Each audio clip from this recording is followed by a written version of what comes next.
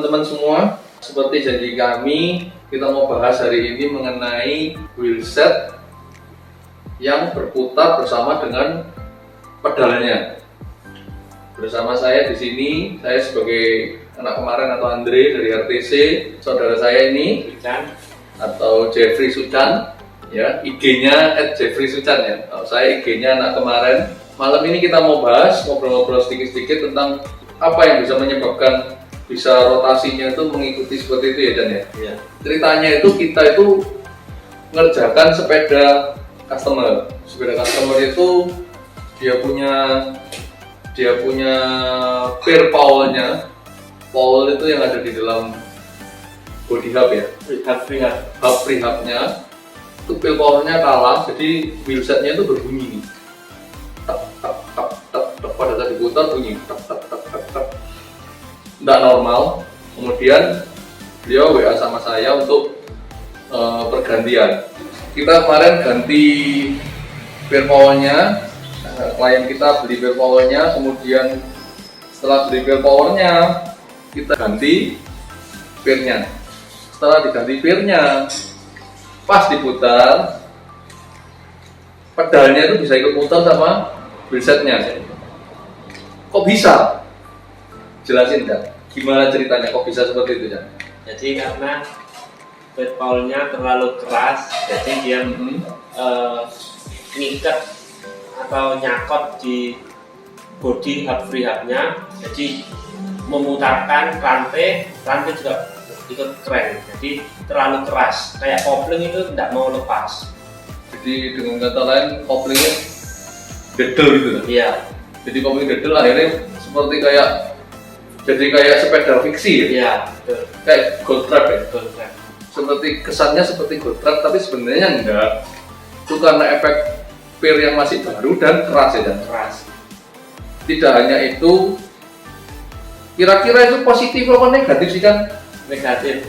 Kenapa kok bisa dikatakan itu negatif kan? Karena kalau waktu dipakai di jalan itu kan ikut kerennya, jadi nahan, kayak kopling itu nahan, jadi speednya turun. Jadi pada kalau boleh aku nangkep, pada saat kita putar pedaling, ketika kita lepas pedalnya tetap berputar. Jadi kalau kita tahan pedalnya atau kita loss, Kayak ngerem.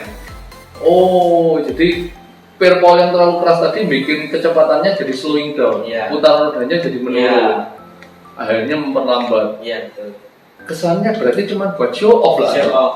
Memang keren, bisa diginikan trennya muter, bisa buat pindah-pindah. Pindah-pindah gigi tanpa harus memutar pedal. Iya. Memutar pedal ya. Jadi kesannya itu keren, tapi sebenarnya ya nggak benar-benar keren karena aslinya kita bersepeda, kita setting sepeda sebisa mungkin meminimalisasi adanya retensi atau hambatan.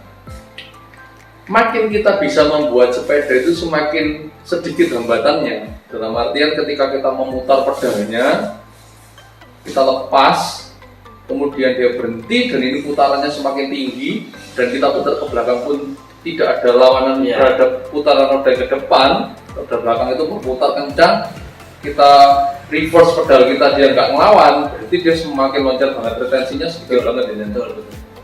Seperti aneh Dan ya, berarti kalau misalnya roda berhenti, kadang kalau kita putar ke belakang dia ikut muter ke belakang. Iya. Kalau dia bisa berhenti diem Berarti tidak ada hambatan yang nempel terlalu keras di di polnya ya, Iya. lebih ke arah pas banget pas berarti. ya. Juara gitu. Jalan. Belum tentu bisa.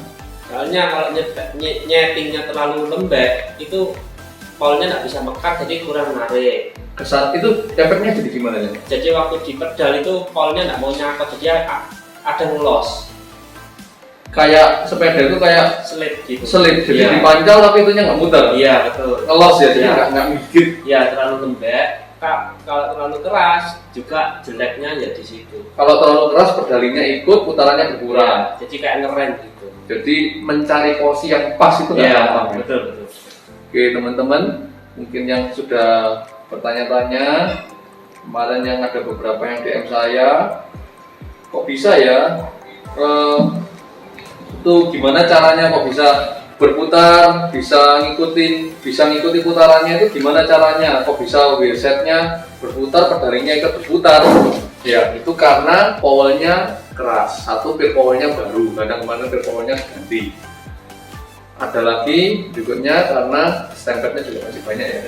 Jadi benar-benar gemuknya itu masih banyak, jadi benar-benar nyopot banget ya. Nyopot banget. Jadi putarannya itu mengikuti sekali.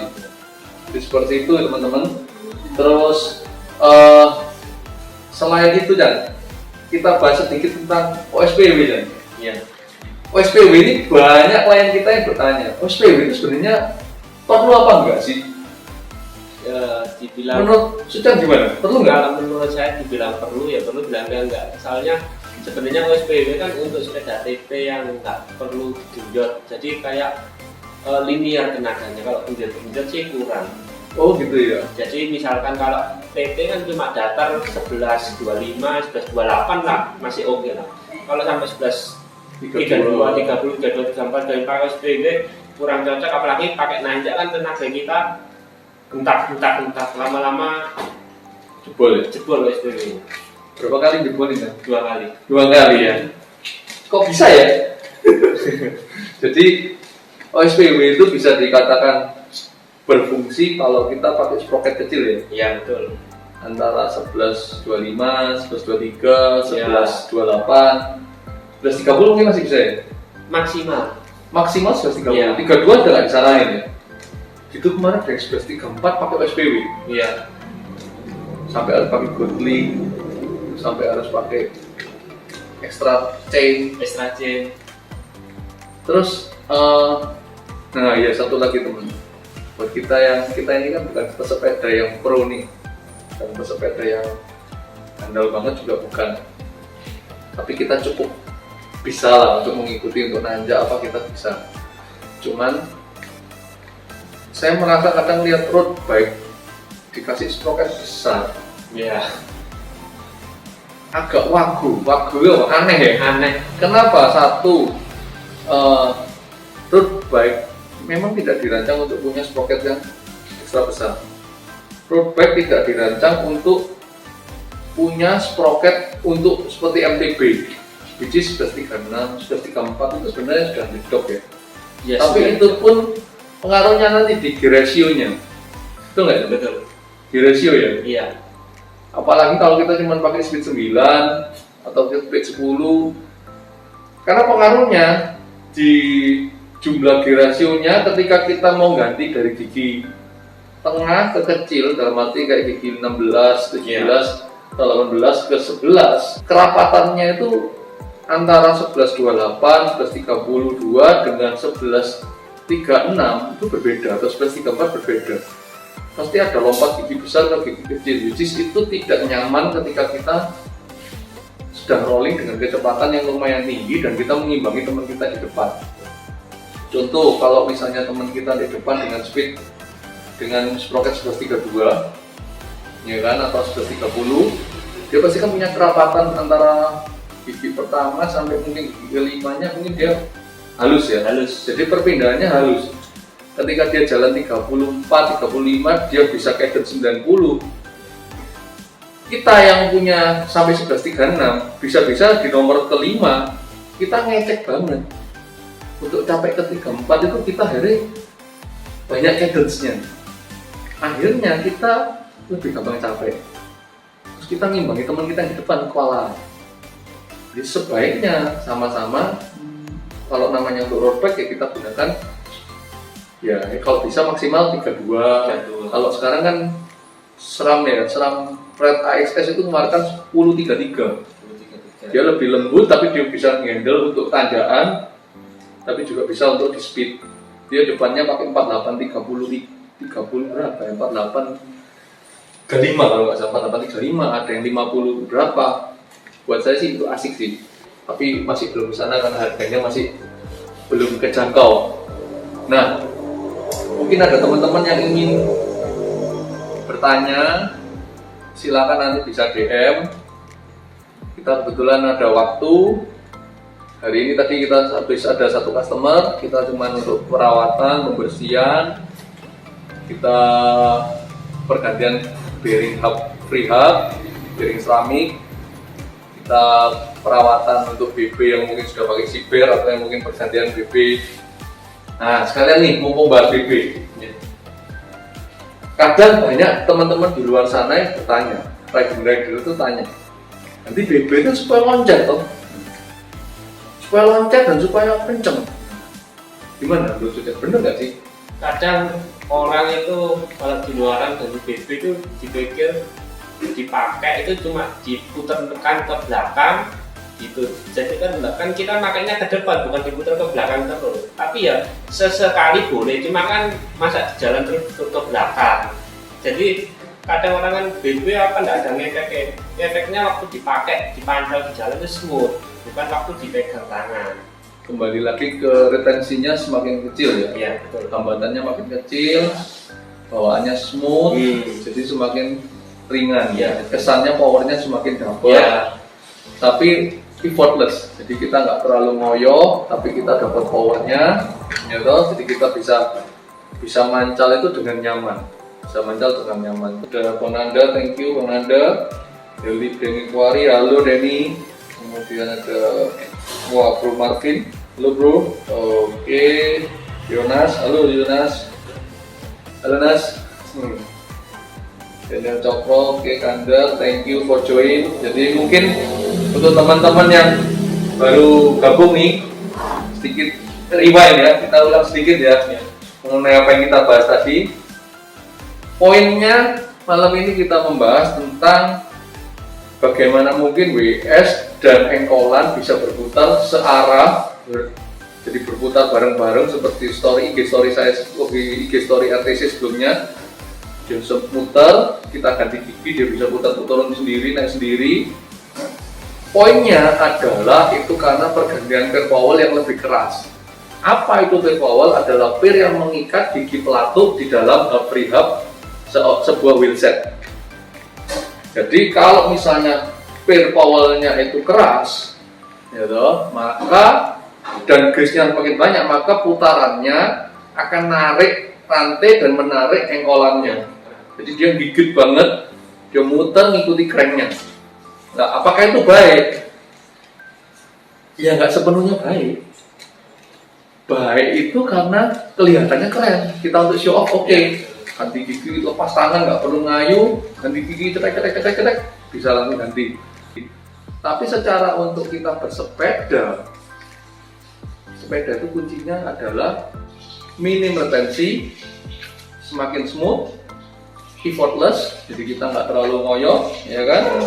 Kemudian selain effortless, power kita bertambah. Bagaimana cara less effort more power? Fitting dulu nomor satu ya. Fitting dulu nomor satu, sepeda kita toto supaya semakin minim friction, semakin tidak banyak hambatannya, ya kan? Terus akhirnya kita bisa mancal dengan enak. Terus berarti bagaimana WS yang bagus? WS yang bagus adalah ketika kita putar, ya kita putar cranknya.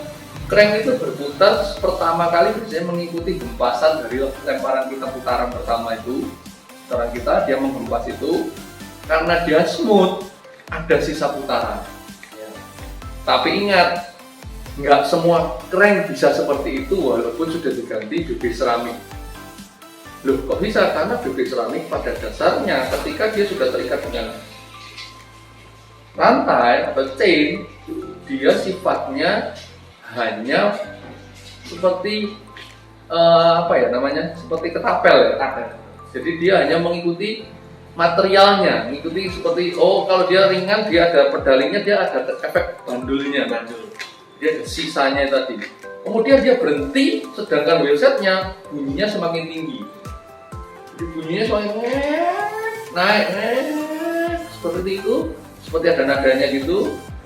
Kemudian tidak ada hambatan sama sekali.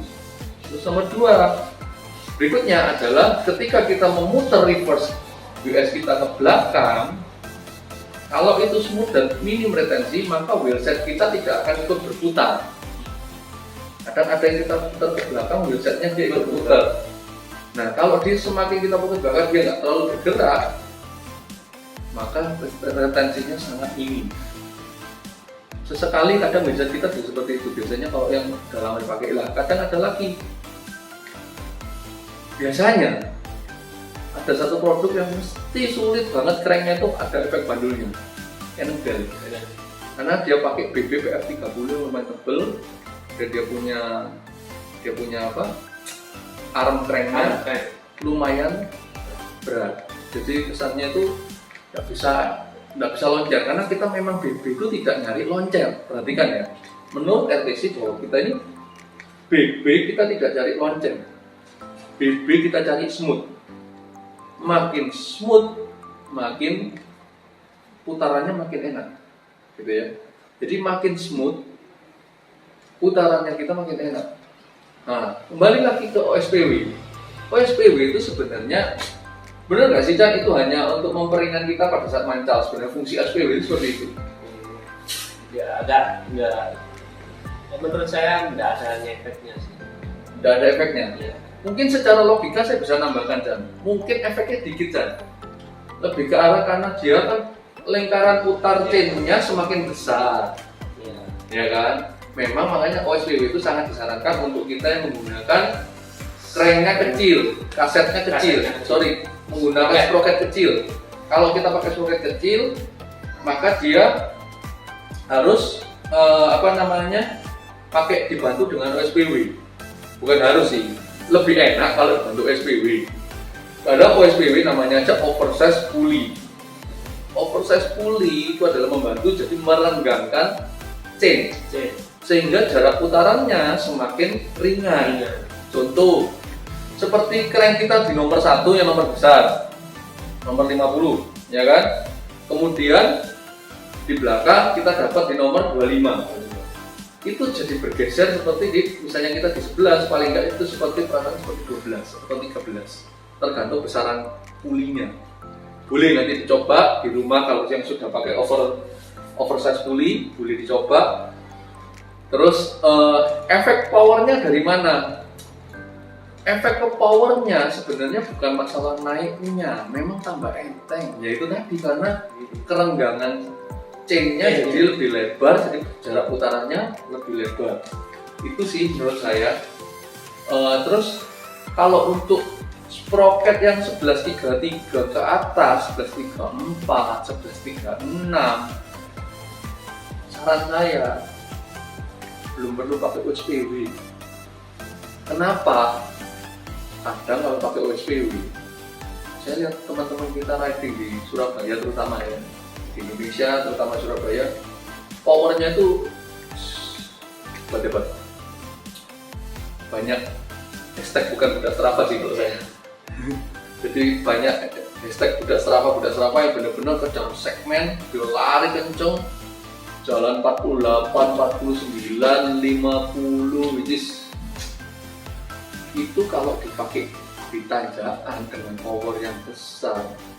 Kebetulan OSPW-nya beli yang pulley murah-murah. Oh iya, satu lagi, OSPW-nya jangan beli yang murah ya, beli yang mahal sekalian. Kalau memang niat ganti OSPW, beli yang mahal sekalian. Kenapa? Karena as OSPW itu kita nggak bisa tahu materialnya seberapa kuat.